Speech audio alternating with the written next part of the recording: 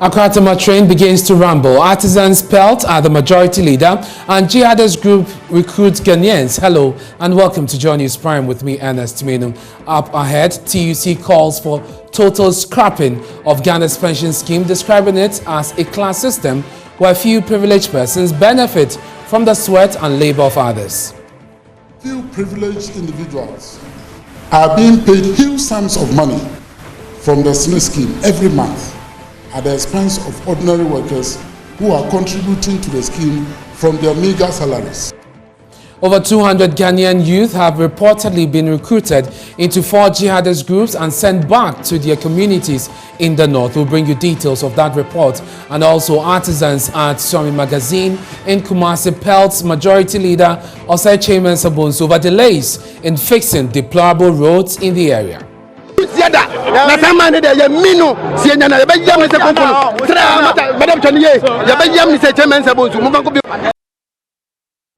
Accra-Tema trains begin to rumble as Ghana Railway Limited resumes operations. We'll bring you details of all these and more here on Joy News Prime at 8. Hello there, thanks for choosing us. Once again, the rumbling sound of the train is back. Passenger train services on the Accra-Tema line have resumed almost 2 years after it was closed to traffic. The closure came as a result of the lines failing the integrity test. You will recall Joy News recently highlighted the concerns of the rail sector in our Joy News Tracker series, Derailed. My colleague Kojo Bridge joined the first trip. Let's cross over to him now for updates. Kojo, where are you and tell us about the ride? How smooth has it been for you? Well, Ernest, I've had a time of my life, really, because this is my first time of taking a train to travel between 2 points, and I've enjoyed it. I mean, when we started from the Accra station towards Achimota, the train was dancing of a sort, but someone was telling me it's normal, that's how it is, and I've enjoyed it up until this moment. We've gone through Achimota, we've passed through Shangri-La, and we are now at a place called Airport Hills Residential Area. I mean, heading towards Tema. It's been an interesting journey so far. Just that it has not been without some challenges. We've had to make some 2 stops for the engineers to check on the engine and to make sure that all things are working perfectly. As I speak to you now, we have made a temporary stop at the Airport Hills Residential Area. But in spite of all of that, is being a very, very, very good journey. Let's try and engage some of the passengers that we have on this train. Chief, good evening, sir. Good evening, sir. How are you? I'm fine. For you, how has the journey been?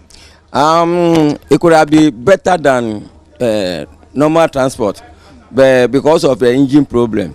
So if they can solve the engine problem from maybe tomorrow, it's better. Yeah. But aside that, what do you make of the resumption? I can say it's perfect, but only the fault. So if they can maintain the engine so that it can come to good condition, it will be okay.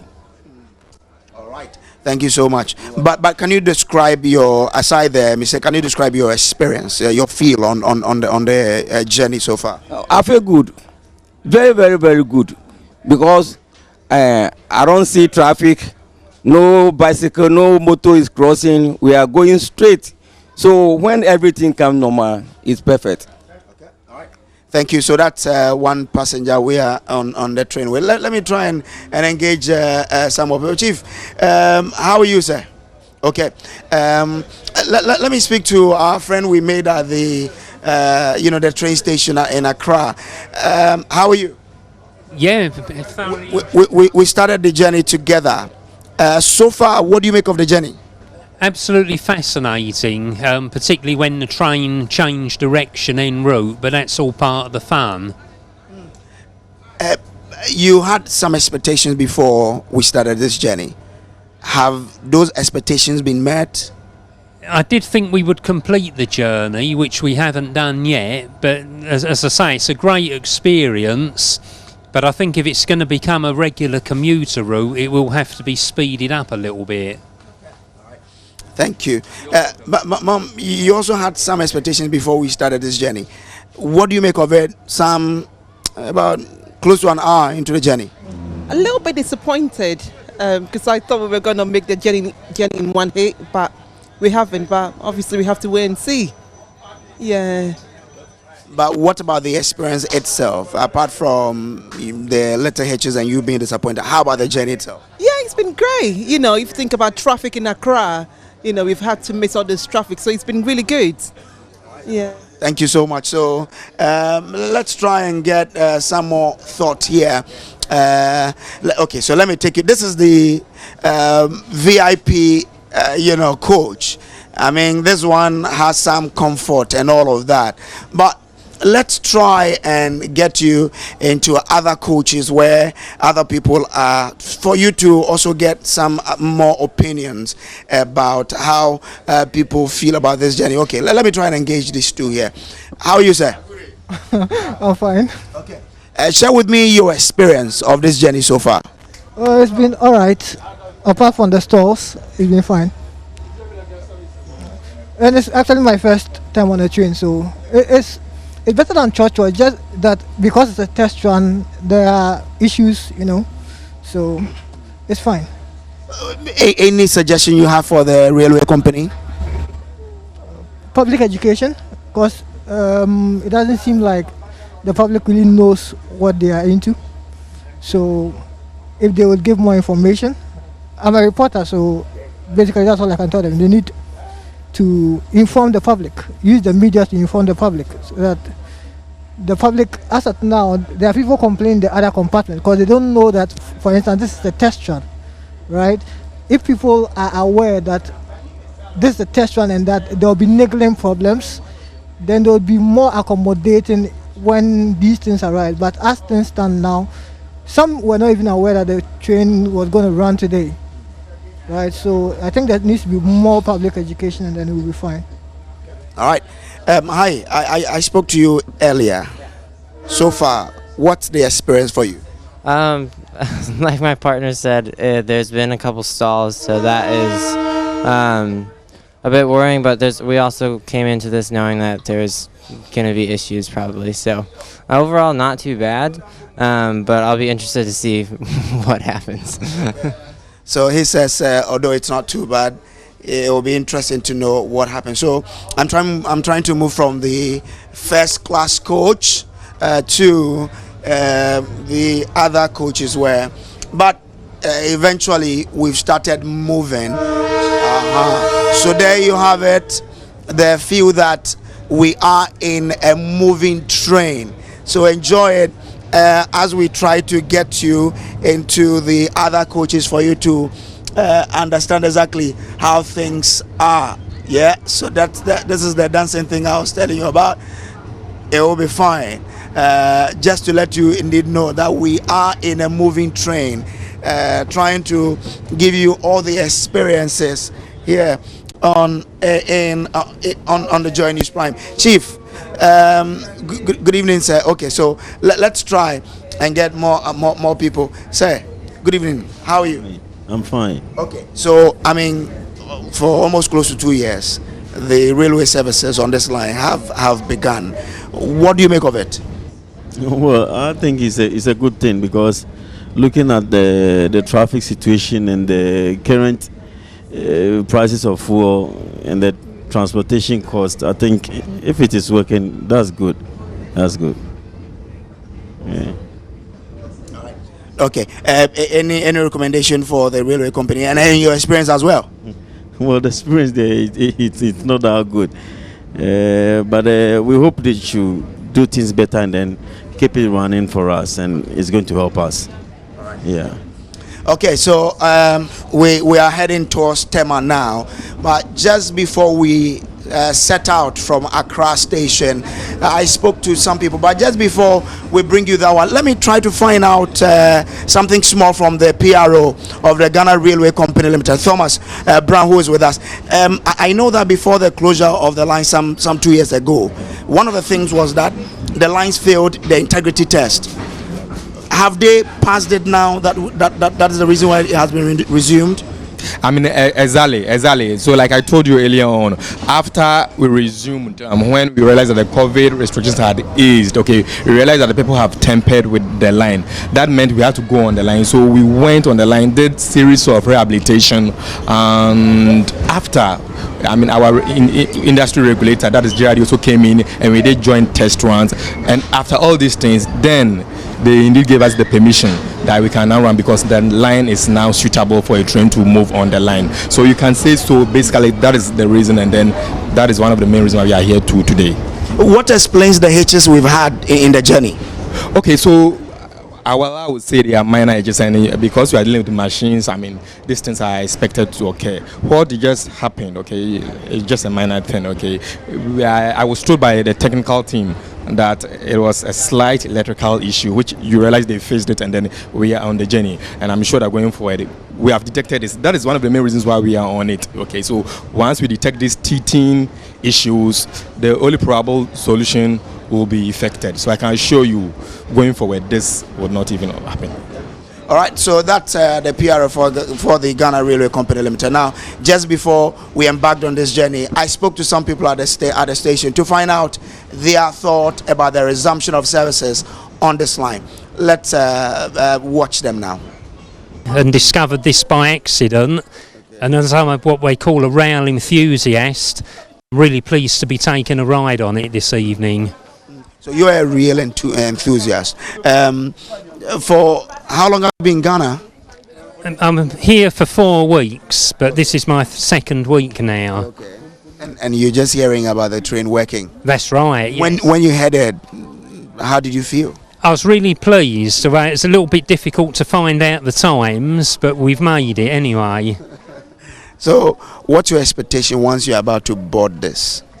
Really to enjoy a ride on a country I've never travelled by train in before. All right then. All the best. Enjoy your ride. All right, thank you very much indeed. Right. Thank you. Let me try and speak to this lady too, because she's also about to board it. How are you? I'm fine, thank you. What's your expectation like? I'm not really sure. It's really exciting. I can't wait to see what's on board. Okay. Yeah. Have you joined a train in Ghana before? Have you had a train ride in Ghana? No, this is my first time. Yeah, okay. yeah. All right. So let's see how it goes. Yeah, of course. Let's see how it goes. Very exciting. Yeah, interesting. So there you have it. But after so many months of the rail not working, how do you feel about it starting to work now? A bit nervous because you don't know anything can happen. But we've spoken to the guys here, and they have reassured us that obviously it's going to be at 35 miles per hour, so it's going to be very slow. So I'm not very sort of scared, but I'm really looking forward to it. My fruit car akwesi 1 11 cedi masasi ma fa 4 5 dia kwa baby a me wo no ba train me fa train e be boa me be kwa akwesi mo vaku me si a metumi anante dia kwa nti me de me nko ade eye ma me pa na train zo je osan e je me 3 cedi from how to Tema 3 cedi 3 cedi pe say so tu akakraka oh say wa mo ni say system no ma ye de ye uba krom fita no pe on to ade do 10 million we didi o san ko furu ka nti ne nya ye ha nti train de eboa me pa. So what she's saying is that with the train services, it moves her from where she lives in Tema to where she sells in Accra, and it's better for her because without a train she would have to take a transport from where she lives to Community 1, which is going to charge her 11 cedis before, or from Tema to somewhere in Accra 11 cedis, then from where she will be dropped to where she works also 4 cedis 50 pesos, and that's higher than just 3 cedis she will pay for the transfer. So that was my colleague Samuel Kojo there. If you live in Tema, you may want to join the ride tomorrow and share your experience with us on our social media handles. Away from that, a research funded by the German Konrad Adenauer Stiftung Foundation is estimating that over 200 young people have been recruited from the northern part of the country into some deadly jihadist groups operating in the sub-region. What makes this situation worrying is that after undergoing such training from the camps in the Sahel, these young groups are reintegrated into their villages of origin to engage in religious conversion, posing a security threat to the nation. The hotspots identified for such activities are in the 5 regions of the north, attributable to the porous borders and the high poverty levels, a situation the West African Network for Peace Building warns could escalate if the security intelligence is not enhanced. Albert Yaoyang is with the National Network, is the National Network Coordinator of ONEP, and he joins us via Zoom for more on this. Mr. Yaoyang, thank you very much for joining us here on Joy News Prime. You are warning that the situation could get out of hand if not controlled. Is that a suggestion that your own monitoring corroborates these findings? Good evening to you and your viewers. If you read the report thoroughly, you would realize that there are some of the contents that corroborate some realities on the ground. Within the country and out of the country. So when I'm talking about within the country, I'm talking about our own vulnerabilities that could then serve as a bedrock, for anybody to infiltrate, or take advantage of. And if you also look at the dynamics across the borders, in Cote d'Ivoire, in Burkina Faso, in particular, in recently in our neighboring Togo, there have been a number of incidences. In some of the incidences, the people have fled into Ghana, just into the other communities that are in Ghana, and security have been strengthened and all that. So if you look at the dynamics across the, the region, the sub-region, and also the fact that there is some level of relationship between Ghana, and these countries. And even some of the areas you have, people who are living in one country but working in the other country. When I say working, for instance, having a farm or crossing over to engage in businesses. And there have been a number of people that we have interacted with, and they tell us, sometimes, for instance, in Burkina Faso, they tell them to close their shops. Suddenly, people are told to close their shops, and then they too have to move.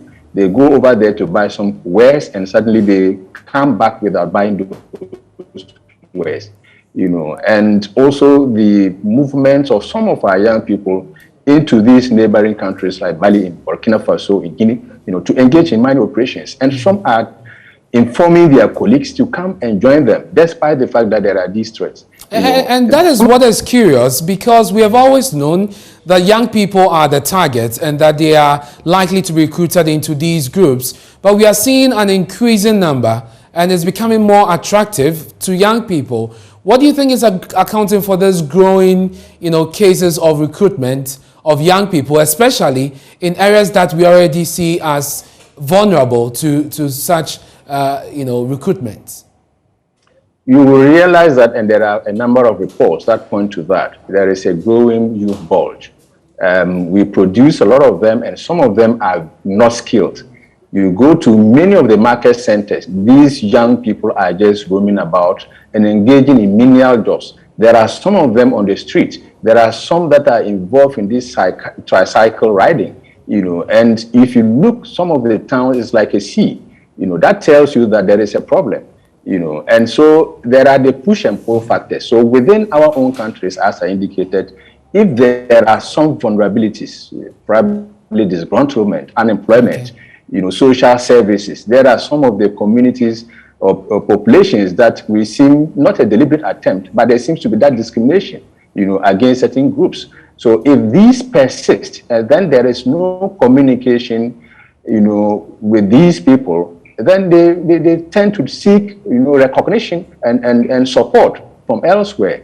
And obviously, these violent extremist agents are always looking for some of those opportunities to leverage, so that they can recruit and then force some into their operations. So, the dynamics on the ground, suggest that we need to up our game. We should not be complacent for the fact that Ghana has not had an incident. across the borders in our neighboring countries. Yeah. Togo started, in November, they had one. Just within the half of this year, they have recorded about 4 incidences with several casualties. Some of them children, Indeed, and the national security itself said they had followed some situations what potentially could have been a trouble for us as far as this issue of terrorism is concerned. I'm grateful for your time here on Joy News Prime. You had the network coordinator with OneUp speaking to us here on the possible threat of terrorism in Ghana.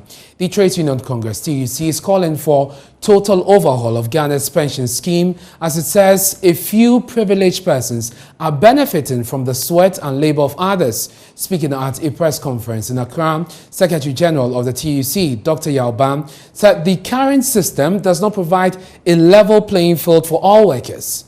We are demanding the total overhaul of pension system in Ghana to be fair. The current system is unfair to many workers. A few privileged individuals are being paid huge sums of money from the SNE scheme every month at the expense of ordinary workers who are contributing to the scheme from their meager salaries. You can't believe that one person earns 140,000 every month from a scheme which pays 300 Ghana cedis for people. And so the essence of social security and national insurance is completely gone. What is social security about a scheme which pays 300 Ghana cedis? And I can tell you, if it were not the board which actually even push it further to 300, there will be some people who are earning 100 Ghana cedis or 150. Then somebody on the same scheme is earning 140,000. This does not exist anywhere. If it were an occupational scheme, it may be understandable. But on a social security and national insurance trust, we should change it.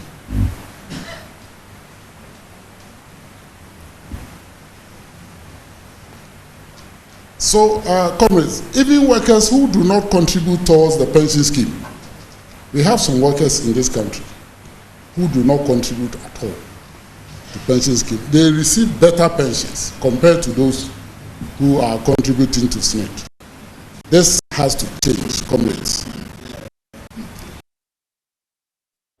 The TUC is also vowing to end what it describes as the class system in pay administration in favor of Article 71 office holders. Secretary General Dr. Yalban said although government has agreed to pay 15% cost of living allowance to workers on the single spine salary structure, the TUC is determined to work together with other labor unions to end the unfairness in remuneration for public sector workers. In the last 3 years, we have been reminding government that our labor laws must protect workers. But we are not seeing and hearing anything from government. We were promised that the labor law will be reviewed. That's 3 years ago. And that also remains an issue for us to confront. And that's exactly what we are going to do. We need to have a labor law that protects workers of Ghana. That is why the struggle must continue. The TUC and its affiliates, we have our eyes and minds firmly fixed on the outcome of the single span review process, which is currently underway. We are determined to work together with other organized labor groups to end the unfairness in remunerations for public sector workers on the single span salary structure on one hand, and those under Article 71 and in some state-owned enterprises on the other hand. I want to repeat this, that TUC, we have our eyes and minds on the process which has started. And that process is that government is reviewing the single span salary structure. And as part of that process, one of the things that we are expecting is that the inequities between Article 71 office holders and all those of us on single span must be eliminated completely. Yeah. And cannot allow the in pay administration in favor of the 71 office holders to continue. It must end now. That's what we say. Solidarity forever. Away from the Labour front, in the Ashanti region district of Mankraso, a mother who lives in extreme poverty is pleading for assistance to find her family a safe place to live after their mud thatched home nearly collapsed on them. 50-year-old Ifya Mansa was compelled to get married again after her husband passed away and left her responsible for their 10 children. But things got worse after her new husband forcibly had sex and impregnated her and physically challenged daughter, leading to his incarceration. Now their family is dangerously living in a nearly collapsing portion of a piece of structure they call home. Love FM's Erastus Saridonko has more in this report. After her husband died, the 50-year-old mother of 10 gave out some of her children for adoption and married again to take care of the rest. She moved into this mud-thatched house on the outskirts of Mankraso.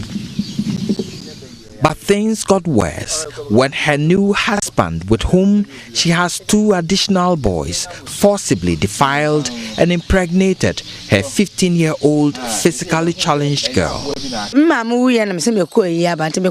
I returned from my mother's funeral only to learn that my husband has turned my daughter into a daily sex partner.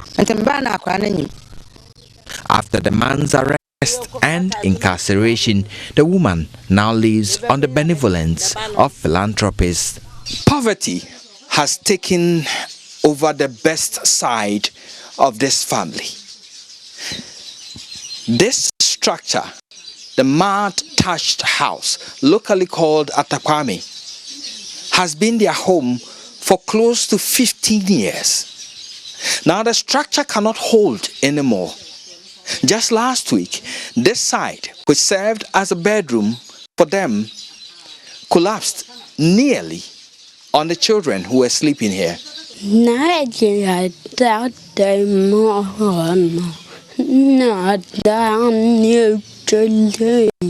She is telling me that the building collapsed and nearly killed her son, and they were sleeping in the room just close to where the wall collapsed. They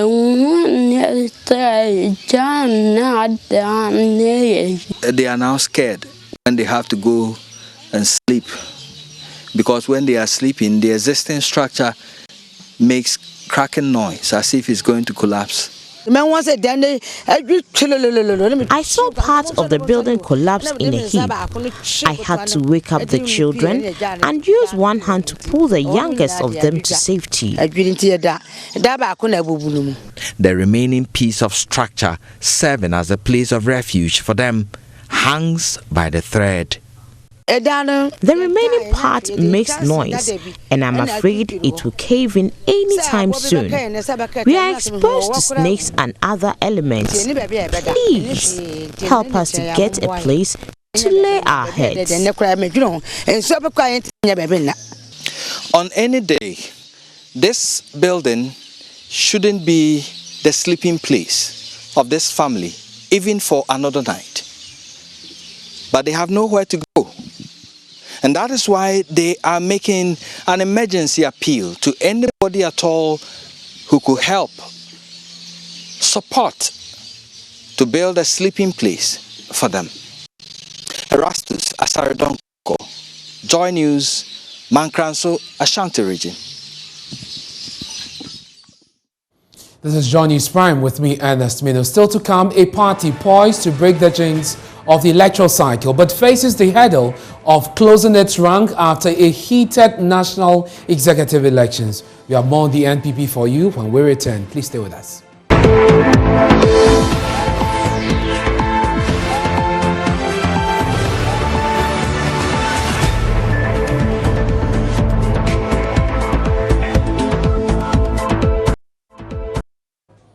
Hello, thanks for staying with us here on Joy News Prime. Now, after a keenly contested elections on Saturday, the New Patriotic Party says it is ready to break the two-term convention, given the two main political parties since the Fourth Republic. The new General Secretary, Ernest Kojo Manu, says all shoulders must be put to the wheel, but already some persons are beginning to sit on the fence. Defeated organizer candidate Titus Glover says he cannot work with the elected national organizer Henry Bubuashie. Here's why. But to be blunt, to be honest, I cannot work with other than that. That is not possible. That cannot be possible. That cannot be possible. How can I go into an election with a competitor and you come and work under? I see myself competent, but to work under him, it's below the belt. And that's a reason let's say another thing. And let me reflect, but seriously, I can't work at all, to be honest. Also, the student wing of the party has announced its decision to suspend all activities in protest of the injunction which barred them from voting last Saturday. Collins Nanabedu is the KNUST chapter president of TESCON. I mean, all the TESCON presidents came together to come to this point that we needed to suspend all activities of TESCON on our various campuses so that our leaders can attend to the concerns of TESCON. In fact, last 4 years it happened. This year too, it has happened. If you don't take care, it will happen in the next 4 years, and it needs to be addressed once and for all. I mean, you have a TESCON president who is the official mouthpiece of the association. So if there should be a representation at a program organized by the national party, I mean, the TESCON president is obviously the leader of the delegation. Yet they didn't state that in the constitution, which some people have used that as an excuse to select people to represent the association. Sometimes some of the delegates are even selected without the consent of the executives of the association, which is very bad. Fortunately for us, I think in June, yes, we received a communique from the national party, I mean, concerning the regulations for this year's election. And it was spelled out clearly that the president or the president's rep was supposed to represent the association from the various branches. Only for some people to, I mean, select different people other than what the National Council approved. So some regions sent their petition, including Asante region, when we realized that when the album that we use for the regional elections is being the same one that has been sent to the national level. We petitioned the elections committee and it was addressed. I think Greater Accra, to my brother from Accra-Tema University, was even affected. Manuel, he was affected, and they also wrote a petition to the elections committee, and the issues were also resolved. So we knew that when we were coming, everything was going to be okay. Only to get to the stadium on Saturday that somebody has placed an injunction on it. And in fact, it has affected the spirit of TESCON across the nation. Let's go to the phone lines now and speak to the Director of Elections for the NPP, Evans Nimako. Thank you very much, sir, for your time here on Joy News Prime. TESCON is unhappy with the delegates conference that was held on Saturday. It is demanding full disclosure on the injunction that was placed on them and also an apology for how they were treated. Will they get that? Well, thank you, Mr. Manu, for having me, and let me greet the listeners across the board. I can share the sentiments, concerns raised by my brother, who is an accredited member of our dear TESCON institution. As a party, we've always said that TESCON is an intellectual wing of the party that operates under the youth wing. As he said, I heard him in his later submission, the elections committee and the national planning committee had met with the candidates several times, and the issues of TESCON had been resolved. And I must say that even the Friday when we had met the candidates and the electoral commission and had planned another meeting in the evening, the issue of TESCON and local process had been resolved. In between the meetings of the morning in Accra Sports Stadium and the evening, the EC was served with this unfortunate injunction. But my brother, we have said in the rules of engagement that towards the National Annual Delegate Conference, our accredited institutions will have their presidents attending conference as delegates, and only said that except for where the president is not available, that a rep may come. And so all the issues have been resolved, except that our other constituency officer from Tema East, who is the constituency treasurer, decided to go to court. And at that point, the election committee couldn't have done anything.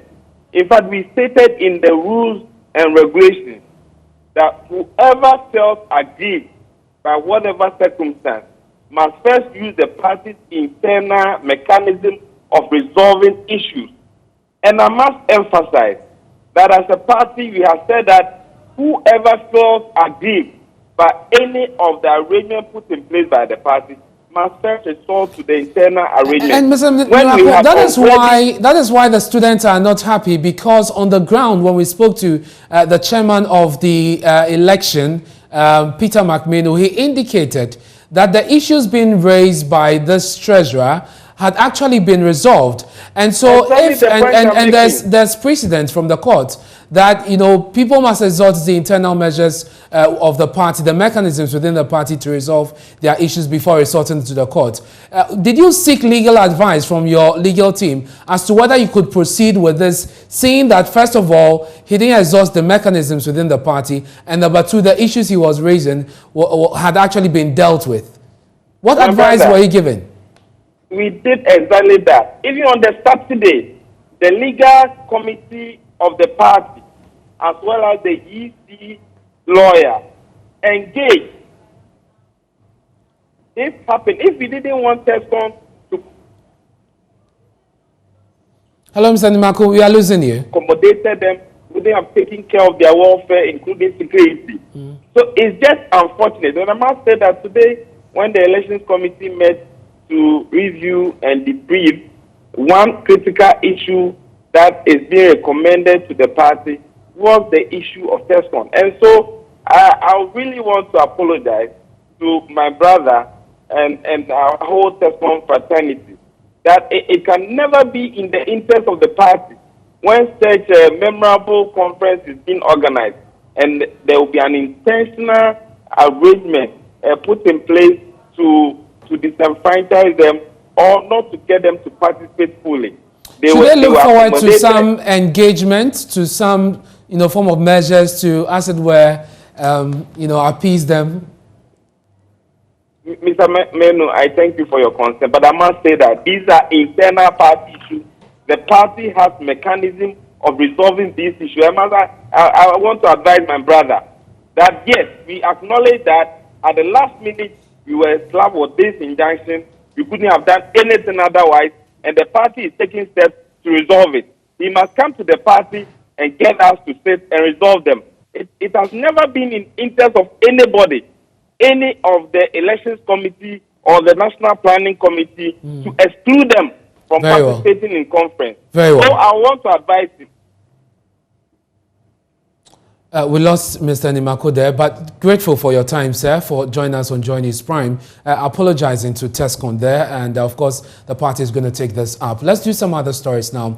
A joint task force from the Electricity Company of Ghana and the National Disaster Management Organization are racing against time to clear debris of a falling tree which killed at least one person and injured another at Bubuashie here in Accra. The huge tree fell onto the road early Sunday morning,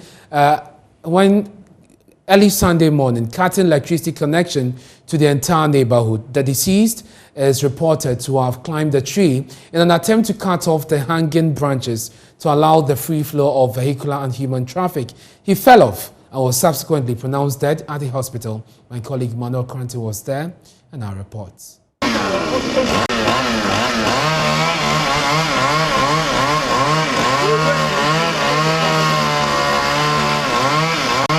Chainsaw machines, busy cutting through branches of trees hanging out into the road. A duty assigned to the Department of Parks and Gardens has for years seen no action. A joint team of officials from the National Disaster Management Organization and the Electricity Company of Ghana are now up the trees by the help of a crane. From a height of about 15 meters, the men are trying to clear the debris of trees which fell onto the houses and blocked the road.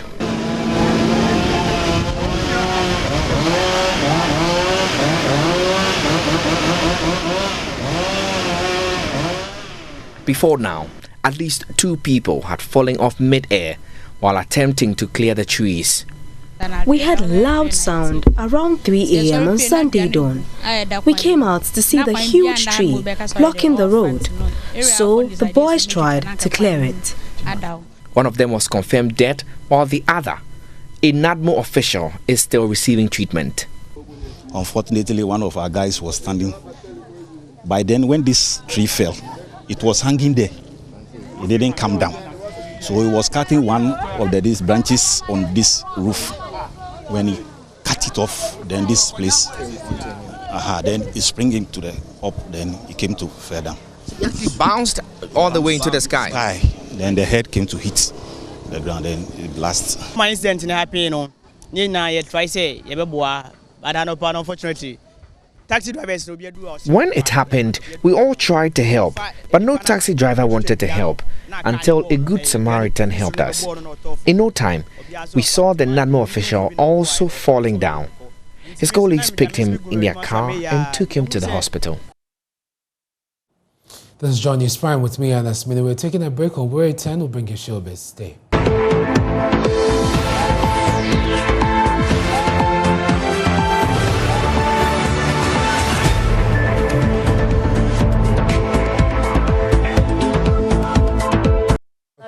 Thank you very much. That's our show for tonight. We have more stories on myjoyonline.com. I'm Ernest Kojo Manu. Charles IT is standing by with the latest in business. Please stay.